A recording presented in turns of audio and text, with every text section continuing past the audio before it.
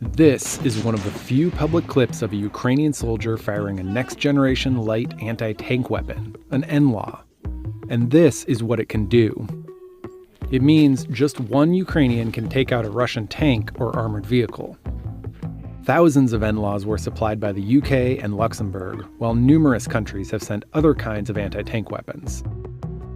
We counted up all of the military aid promised to Ukraine in just the first week of war. The European Union and 27 countries committed more than $1 billion worth of weapons and supplies for the fight. What could have taken months of bureaucratic approvals, political maneuvering, and logistical coordination happened in a matter of days. So why did so many countries race to arm Ukraine? What did they send? And what is it all worth? Russia invaded Ukraine on February 24th. Within 24 hours, Lithuania, Poland, France, Estonia, and the United States all announced military aid for Ukraine.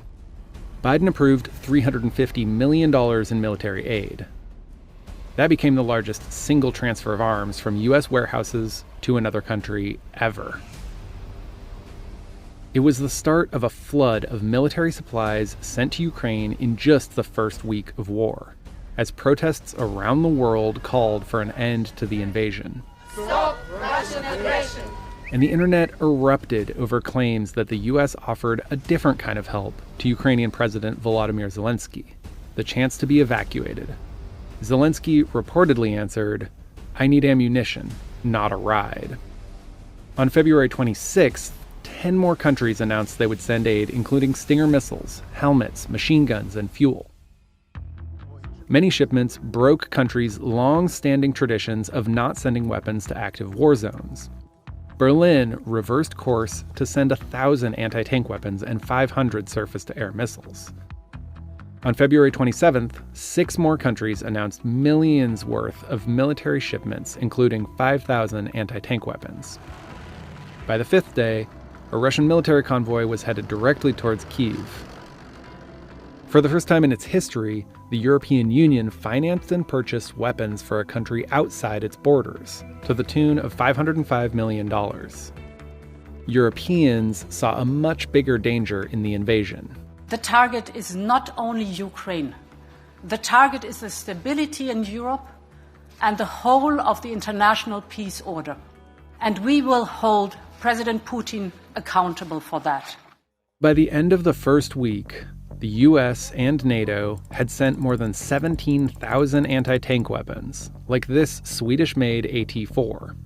В принципі, вона не така важка, як казалось до моменту її, поки ми не побачили.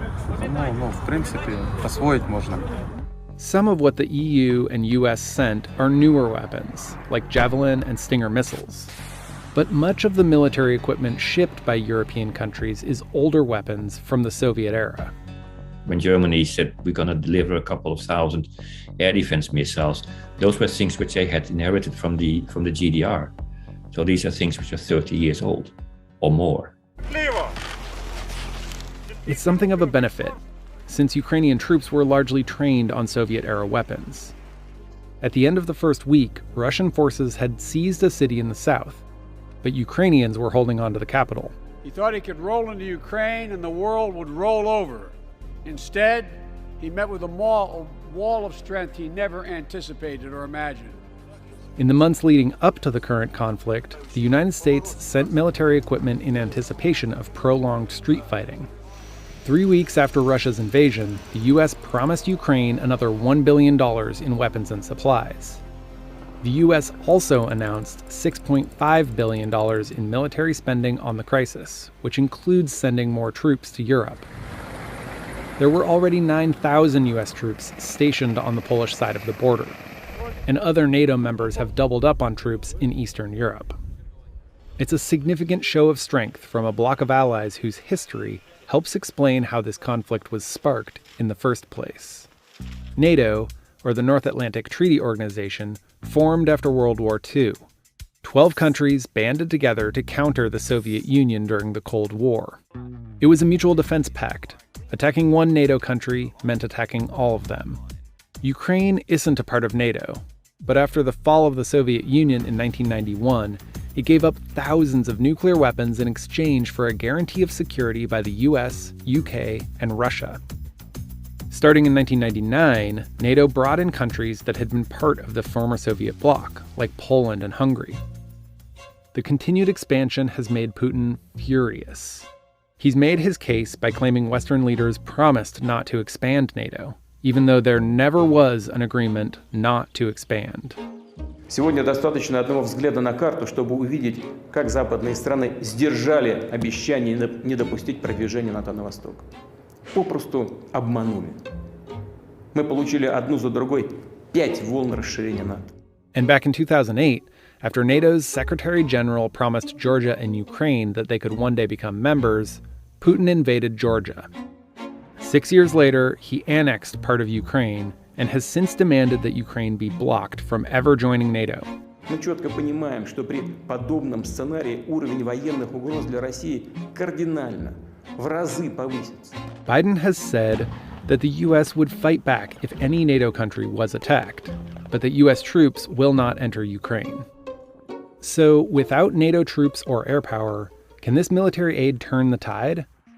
Ukraine's military spending was roughly 1/10 of Russia's in 2020, and their military counts 209,000 active members, less than a quarter the size of Russia's armed forces. The tank war is also uneven. That's why Javelin and NLAW missiles have become such an important part of the war.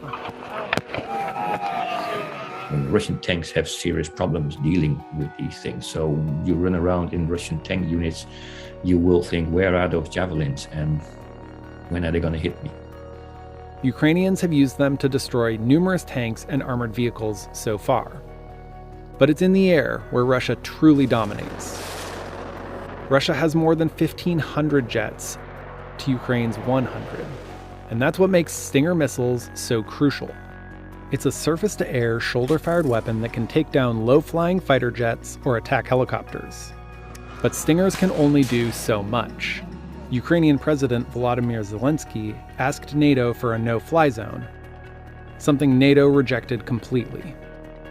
І зараз я повторюю знову, якщо ви не закриєте наше небо, то це лише питання часу, коли російські ракети впадуть вже на вашу територію, на територію НАТО, на домівки громадян країн НАТО.